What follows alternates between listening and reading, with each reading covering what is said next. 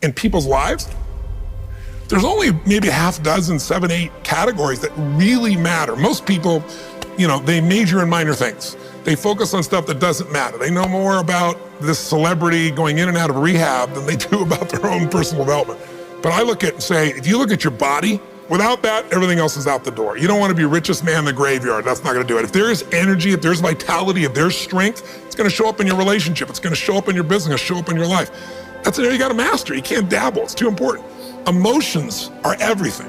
I mean, you got a ton of money, you got everybody loves you, and your primary emotions are pissed off and frustrated, then your life's pissed off and frustrated. It doesn't matter if you got $1 billion or 1 million people loving you, your life is not great. Relationships, intimate relationships especially. It's where the most juice in life comes from. It's where the most pain comes from most people. It's worth mastering instead of dabbling. Really looking at what are you going to do with your time? And mastering your time. Instead of having a checklist, you cross it all off, you can mistake movement for achievement. I want to squeeze out of that time what matters, that creates value for me and for everyone I care about and love. What about your career or your business and the mastery of that instead of dabbling? Most businesses are dabblers. That's why they don't make it. 96%, any 10-year period of time, 4% make it. That doesn't even mean they're profitable. And it does not mean they're enjoying themselves, all right? Or they're getting anybody else to feel good. Really mastering money, so that it's not a question in your life. You can do and be and give and share as much as you want. You're not stressed about it. You live in a place of abundance. And then spiritually, really, I think, I don't tell people what to believe spiritually, but I believe that ultimately, whatever you believe, you got to live it, and it should lead to growing and giving. If you're growing, you feel alive. If you're giving, you feel 10 times more alive. And I think if someone can celebrate and give, then that's spiritual state. So to me, those are the areas I look at mastering. Business, for sure, but it's the areas of life that matter most, and most of where we spend our time doesn't make people feel fulfilled. That's why the average person is not fit and healthy. The average person is not in a relationship where they have tremendous passion. I'm not a dummy, I'm not a positive thinker, I know the truth. The average person is not successful in business. The average person is not earning what they want to earn.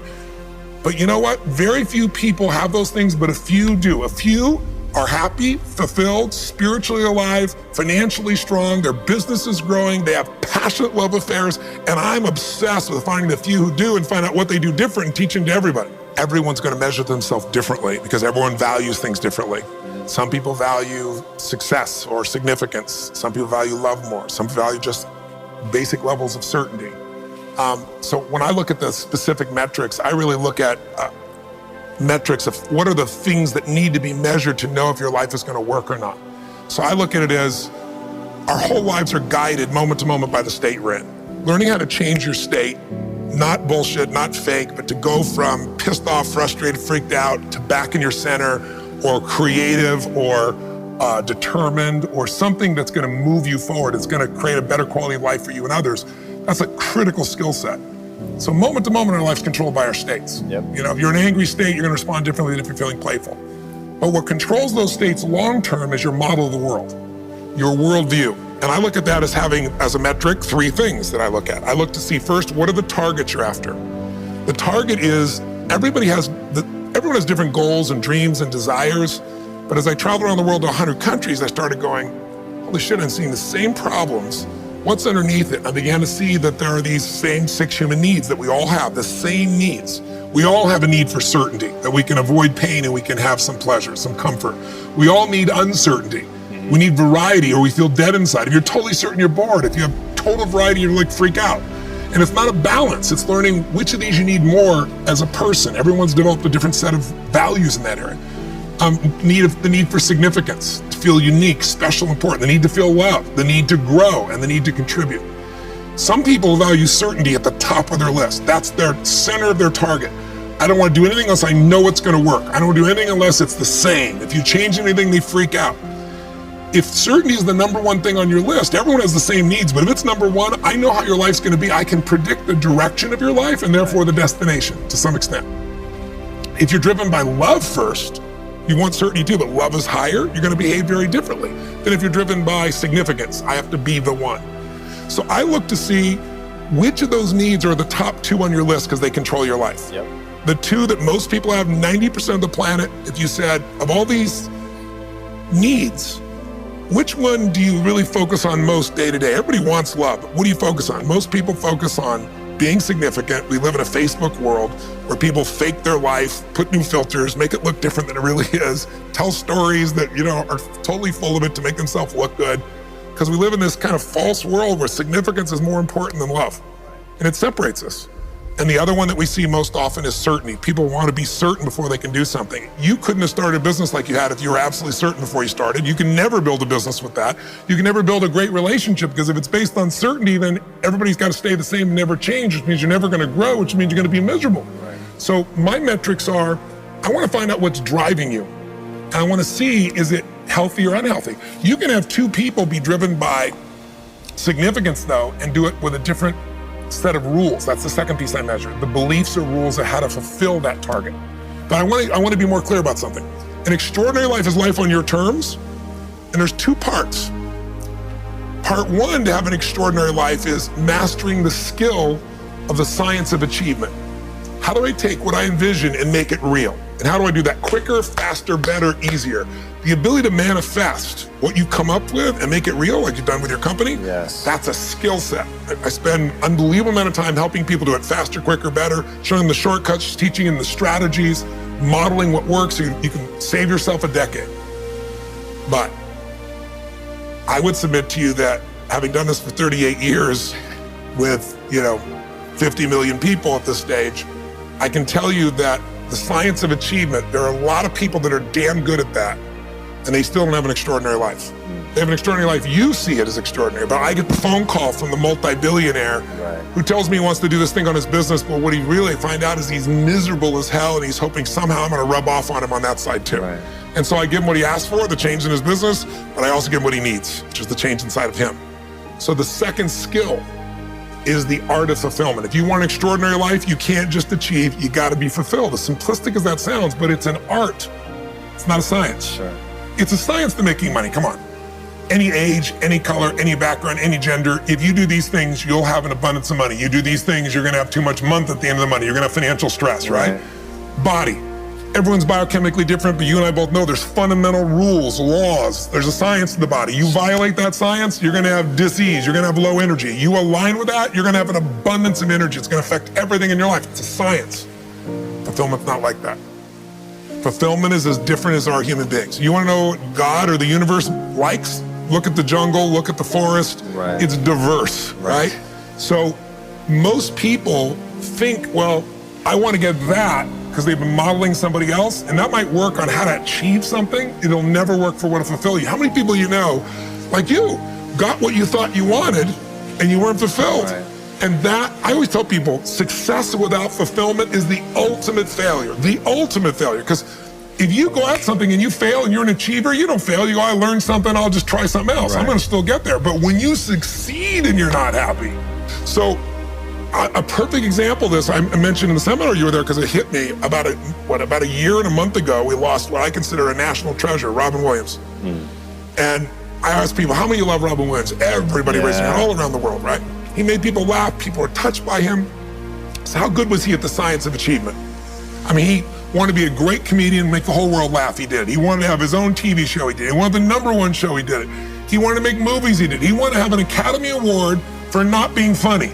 Dramatic, and he did it, right? He did it, yeah. He said he wanted a beautiful family. He achieved everything, and he hung himself. That's crazy. And I know recently someone's saying, well, he had dementia, he had drug abuse, he had alcohol abuse most of his life because he made everybody happy but whom? Himself. That's the ultimate failure. So if I had no other message to offer your viewers, and you let me give it to them right now, Please. I'll tell you what I believe. I believe our lives are controlled by one force, decisions. I certainly believe in force greater than myself, call it God if you will, grace, whatever you want to call it, the universe. But I also believe it gives us choices. And the decisions we make control us much more than the conditions we meet. It's not the conditions, it's your decisions. Decisions of what to believe, decisions what to do, decisions what to give. I say to people, think about, look back 10 years ago, 5 years ago, 15 years ago, and think of a decision you made. That if you would have made a different decision, you'd have a totally different life today. Better or worse, I don't know, but totally different. The most important decision you can make above any on the face of the earth is deciding that no matter what happens in your life, no matter what happens, you're gonna live in a beautiful state. The decision to say, I am not going to suffer. That if suffering arises, pain's one thing, suffering's another. Suffering is when you're like, suffering could be worry, it could be anger, it could be frustration. It's anything that takes you out of a beautiful state. And here's what people don't get. You can end suffering by stop focusing on yourself and focus on something you want to serve greater than yourself. Your children, your wife, your mission, your life. You can get out of it in an instant because the nature of the human mind is to constantly compare things. Your mind, your brain is a 2 million year old device, and it is not designed to make you happy. It's designed to make you, it's designed to make you survive. Right. And that's why it's always looking for what's wrong. But it used to be what's wrong, a saber-toothed tiger, so I can protect myself. Now people are worried about what people think about them, or do they have enough money? When 2/3 of the planet lives on $2 a day, and you're making $38,000, you're rich. The poorest of the poor in our country are considered rich. That's not, I'm not saying they should stay that way. Right. But you can only build on success. My goal would have you consider something. Life is short. We don't know how short it's going to be. But if you only had a week to live, I bet you wouldn't allow yourself to suffer over a little crap that makes you crazy normally. I think you would probably spend time with those you love. You would do what you love. You'd take awe in a sunset. You'd smell the air. You would take in everything in those final moments that you possibly do. So my thing is, why wait? Right. Why wait? Why not just decide that if I start to suffer, I know the solution, because suffering is me obsessing about me. You might say, it's not me, I'm worried about my kids because they're not doing well. No, you're worried that you haven't done enough for your kids. It's about you still, right? Yes. You know, you're worried about what was done or what you should have done or what shouldn't have done. And you can end that in an instant by becoming aware of it and saying, I have made the most important decision of all. Right. I'm gonna live in a beautiful state. Because here's what's gonna happen. Anybody watching, you may lose a family member, you probably will. Somebody may get cancer. Your business the government might change the rules. They might change things radically that you can't even do anything about it. You might go bankrupt. You might get divorced. I'm not saying anybody will, but no one knows what's gonna really happen in your life. Life's full of uncertainty, but here's what you can know. You can decide no matter what happens, you could have a great time. If somebody like Viktor Frankl can be locked up in Auschwitz and come out of that and experience finding joy in the middle of Auschwitz, then human beings have a capacity they've undersold themselves on. We think that the outside world determines how we feel. If people have to behave a certain way, if your husband or your wife or your kids or your coworkers or whoever, your boss, has to behave a certain way for you to be happy, and if they don't, you're unhappy, then you're always gonna be unhappy, because the more people around you, the more they're gonna change that, because they're all human, right? My invitation is, as great as it is to achieve, more important to enjoy. Right. And if you can enjoy every moment in that state, when you're feeling loving and playful and passionate and curious and awe, you treat other people 100 times better than when you're feeling frustrated, pissed off, overwhelmed, worried, stressed, or feeling sorry for yourself. Right. You're gonna be a better parent, you're gonna be a better lover, you're gonna be a better business person, you're gonna have a better life. So my soliloquy is, decide. Decide today. And actually say, what if I cut it off? What if I said, I'm not willing to settle and I'm just gonna live in a beautiful state? Doesn't mean you won't feel bad, it doesn't mean you won't stay there. You instantly change. But what the hell is success? It's hitting an expectation.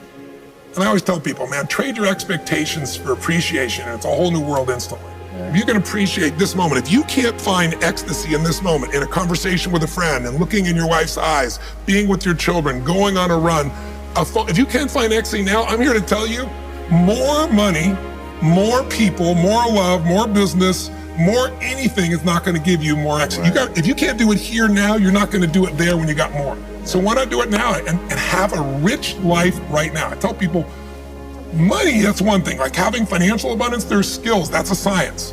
But wealth, it's a decision. It's like you can be wealthy right now. I live in Fiji a good portion of the time. There are these villagers there.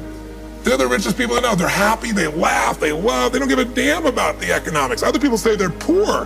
When I first went there, I was trying to do things for them. They're like, what are you talking about? I'm so happy. Wealthy people come over from the United States and they go travel around and try to figure out what to do, and they're gonna spend 9 years to do this and this and this so they can finally sit down and be happy. And the Fijian guy goes, why don't you sit on the beach right now, dude, and experience it? Why spend the 9 years? Why not have it now? That's my invitation.